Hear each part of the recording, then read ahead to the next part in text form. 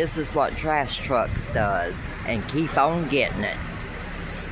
Trash truck come through, hit the light line over at the store, and cause a fire. We pull the light line down, blow the transformer.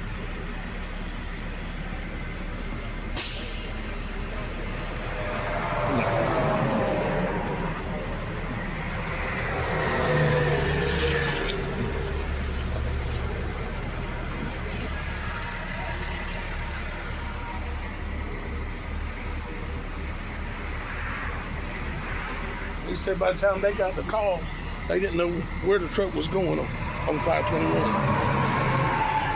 I told that lady twice. And who is he, Danny? The fire marshal? I think he's the fire marshal. Yeah. If anyone's going towards Georgetown, you see a fire or light lines hanging, call and report it.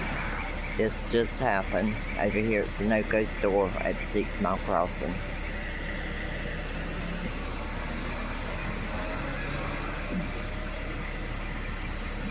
The cover over the trash truck was lifted up.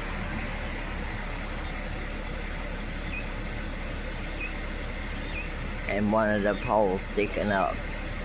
When it came through, it snagged the light line, tore it down, blew the transformer, and caused a fire.